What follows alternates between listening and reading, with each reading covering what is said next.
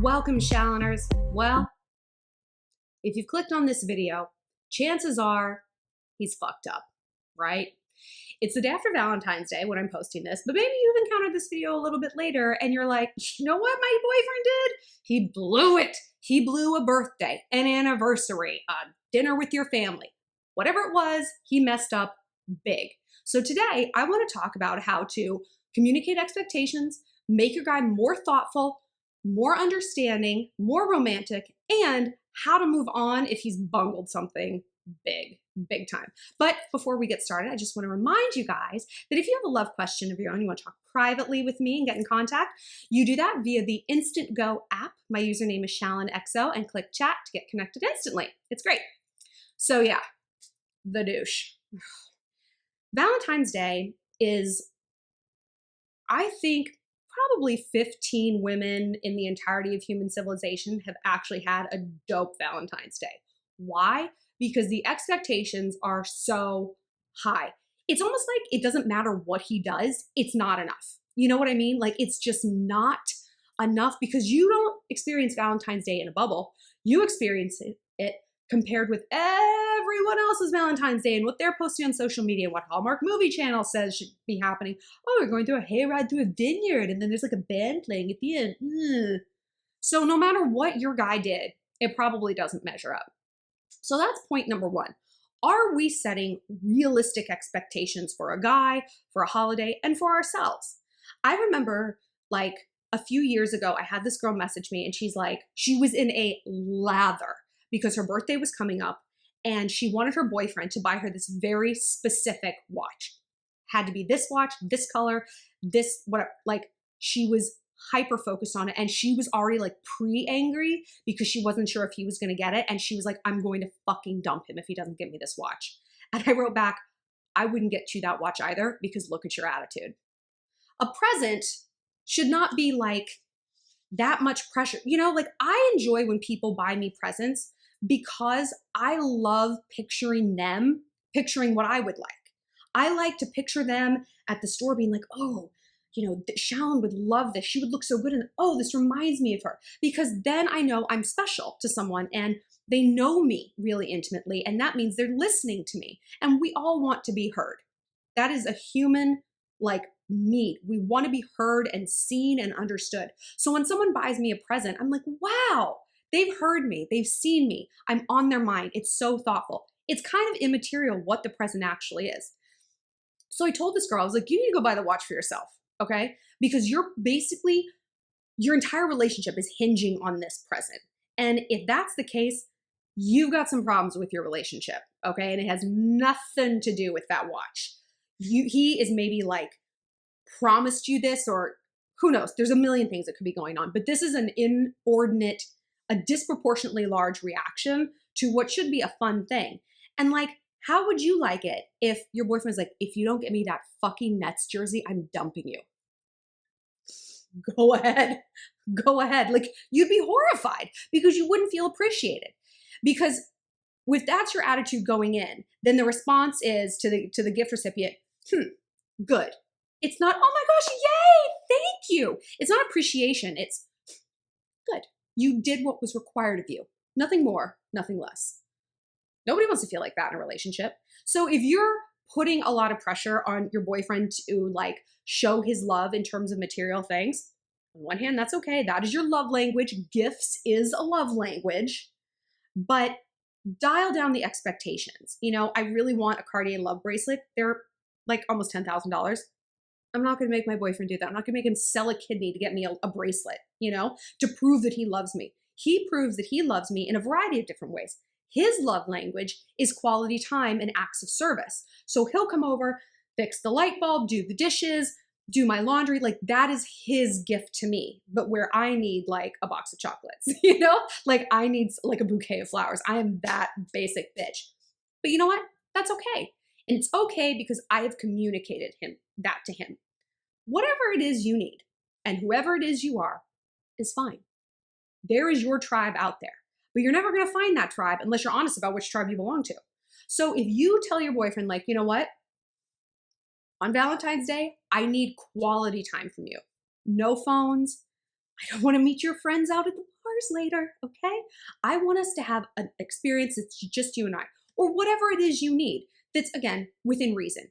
If you're in college or just graduated or something and like money's tight, it's not fair and realistic to expect him to like rent that stretch Hummer and take you on a carriage ride and just all this other stuff. Manage expectations, because the lower the expectation, the higher the reward. When you're not expecting something, it's got like this delightful value. If he gives you flowers on February 10th, you're like, oh. If he gives you flowers on February 14th, what's your response? Good. It's like, because the expectation is there.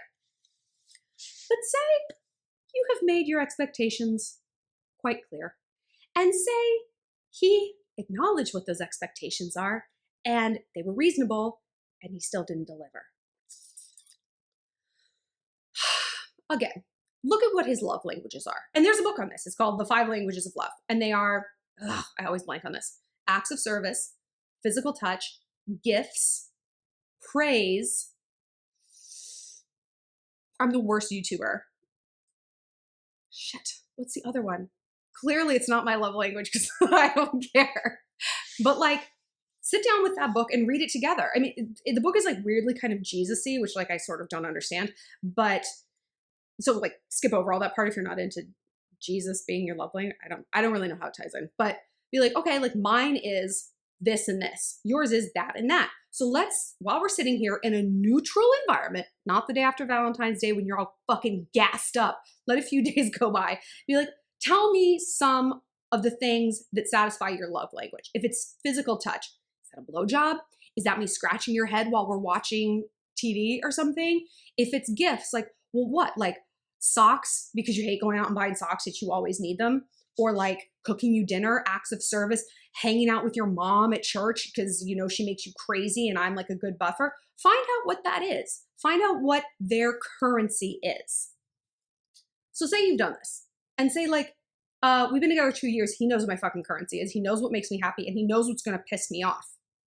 Well, maybe then he's doing it on purpose.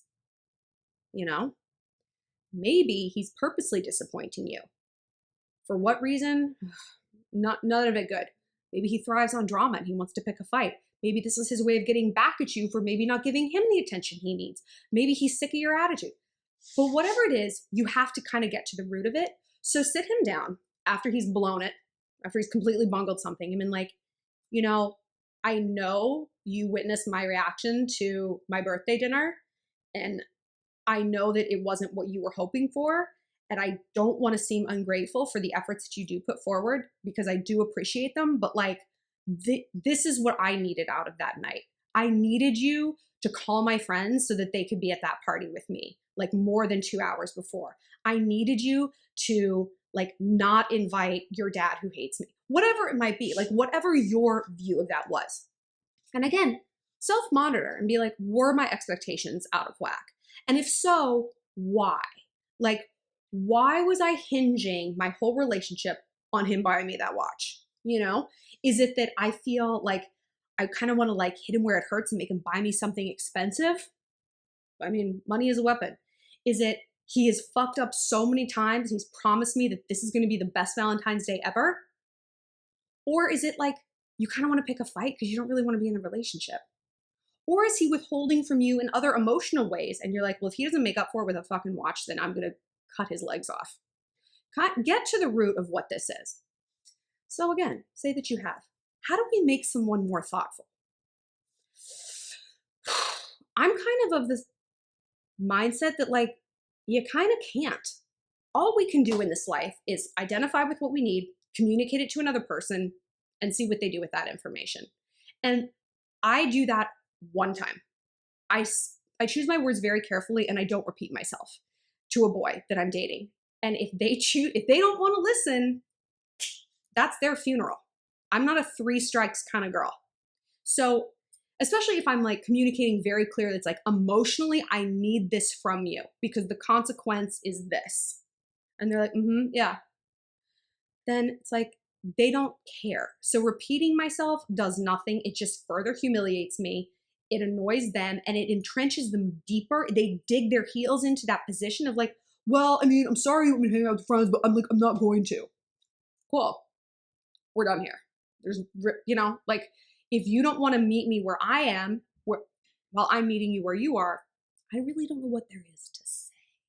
So if this guy is like chronically selfish, or just, unfortunately, not really that into you or the relationship or whatever, you have to see that.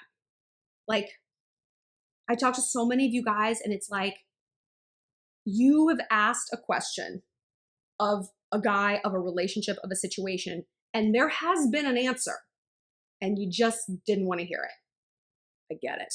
God, I get it. Like, I've lived in my life for so many years in that state. Like, we want to hear what we want to hear. And if we're getting a message we don't want to hear, we look for a loophole. It's like, well, when he blocked my number, what I think he wanted was for me to DM him on Instagram. No. Okay. So if you're living your truth, communicating your truth, and he's just like, okay, he doesn't care. And why would you stay with someone who doesn't care? Because then you end up being like the girl with the watch. Because that's actually kind of what I think was going on. I think he was just like not giving her what she needed in a bunch of categories, and she localized all that onto this watch. So it's like, if he bought her that watch, that means he loves her. And if he doesn't, that means he doesn't. You don't have to take it that far. You don't have to like anthropomorphize like an item for Valentine's Day and like focus on that. It's like, okay, well, if he does X, then he loves me. Like, it doesn't work like that, because people don't show you they love you one time. And this is something like I would always tell like my younger viewers, like, it's like, well, he looked at me in the hall and like we had a good conversation. I'm like, okay, and it's not one point, it's not one date, it's not one conversation, it's not one good sex. It is a constellation of things. High, low, broad, deep, shallow, whatever. Like, it is a lot of things. It's not an arrow, it's buckshot. So if you're hyper focused on this one event, this one thing, that's probably because you're not getting what you need in the rest of the relationship. And it's more important to acknowledge that and address that when you're talking about how he bungled it, because he's gonna be like, well, I don't know what you want me to do. Like, I fucked up, I get it, okay? You can be like, okay, well, the reason I'm so triggered about this is because X, Y, and Z. Like, because you don't seem to listen to me when I tell you something I need. And Valentine's Day and this fiasco is how that played out. You didn't listen to me. So I feel unheard. And I'm not going to be in a relationship where I feel like someone's tuning me out. What?